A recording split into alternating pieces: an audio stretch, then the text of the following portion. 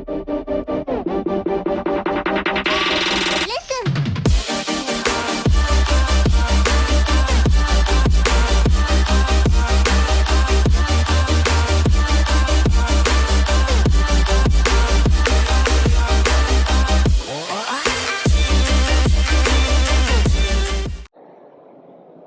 our broadcasting here from the InstallerSHOW 2025 continues on day 3. I have to say my voice is a little hoarse, but nevertheless we're going to get through this and we're going to do it with a big smile on our face. So we've enjoyed a number of great conversations here at the BiKBBI studio with a number of people from across the industry, but none more nearer and dearer to us than, of course, my next guest here, Damian Walters from MHK, who is spent a lot of time here over the course of the last couple of days talking to installers about how they can transition into the world of retailing, and particularly how his business can support them to do that. So, David, welcome. How are you, my friend? I'm very good, thanks. Yeah, good, excellent. So we've been working with MHK now for, well, it's got to be 5 years now, 4 or 5 years, yep. And I remember in the early days, I actually went over to HQ. Over in Germany, and was completely blown off my feet by the place, not just in terms of the people and the business, but their ethos in terms of supporting installers and supporting businesses to be better. It makes sense, I understand why you do it, but the Germans do it really, really well. Yeah, they do. I mean, the training centre, you saw it before me.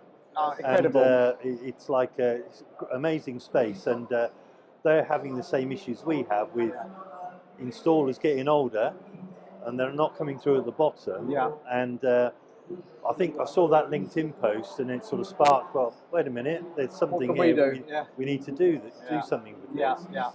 I actually, on the way in here on Tuesday morning, I was following a guy wearing a polo shirt, right, and it had 2 sentences with a QR code in the middle. I was trying to read it, I was trying to catch him up, you know, and it said, have you got a sore back?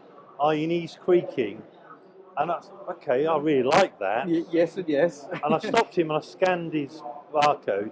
It wasn't a business that I had any connection with, but it makes a point really, doesn't it? That, you know, we've got a bit of an issue here, but I say here, globally, you know, there's a skills crisis everywhere, but I absolutely applaud what MHK are doing at the moment, because what they're doing is they're thinking about what's happening out there amongst the installer population, and we are seeing more and more installers and you know, micro SMEs transitioning from a straightforward installer that perhaps works for a retailer to actually an installer becoming a retailer. Yep. But you know as well as I do, that's not an easy thing to do. You could be a great installer, it doesn't necessarily make you a great retailer. Yeah, so I suppose, that's where we come in, I guess. This is exactly where you come in. Yeah. I talk about, I mean, look, there are loads of businesses that fail in our industry. We're renowned for startups and they disappear after a year or two, whatever. And what we can do is help with business planning. I meet these guys and I've got this plan, but it's all in here, and we need to see it on paper, and doing things like cash flow projections and seeing where you are. You know, Tom Baldwin is a great example of that. Not that I helped him with that, but sure. So that's what we can do. And I've met some really smart people in the last few days. I was talking to a guy yesterday who I think was talking earlier, and we were talking about markup and margin. And even successful retailers don't know the difference. They don't understand it, He'd actually got an app on his phone. So he said, oh, I'll do this. I know I need to make 30% or whatever. Puts the number in. Tells him what the markup should be. I'd never seen that app before. I've been sharing it on our WhatsApp group with our members. You know? What a great, just simple technology changing the way that we do business. Absolutely, So tell me, what have you been doing here today then? So, or this week, should I say? So I came to the InstallerSHOW last year. It's obviously not that kitchen orientated yet. We're early, I think. I liked what we were doing, or you were doing, with the stage, and talking about business and doing the transition thing that we've just been talking about. And I thought, well, maybe there's an opportunity to come along and spread the word. I'm being supported by Bauformat, one of our German suppliers, who there's a lot of franchise operations currently appearing across the country, mainly from German suppliers. Balfour are doing it in a different way in that it's a license to sell their products and use their branding and then get support from them. But they realise that you also need a local product. So I'm a big advocate of, in a showroom, you need a good, better, best product, and you need to have maybe a UK and a German furniture product. Yeah. So you're covering all the bases. Sure. And that's what Balfour allow a retailer to do. So it's pretty unique. Yeah. And they wanted to work with us on that because we can help those showrooms with business planning, cash flow forecasting, and give them credit. And on Balfour side, they know they're going to get paid. Because we're basically the payment facilitator. Makes sense. Yeah, I completely understand all of that. So how has it been then? So has the show delivered as to your expectations? Yes. I mean, I wouldn't say we've spoken to hundreds of people, but we've seen some really good people. We've got appointments lined up for the next couple of weeks. Very good. So I'm pretty happy with that. Good, excellent. And do you know what? I think you know, having this conversation with many people, that the Installer Show traditionally, as you know, comes from a heating and plumbing sort of world. So the vast majority of people that are wandering around here very much fit that bill.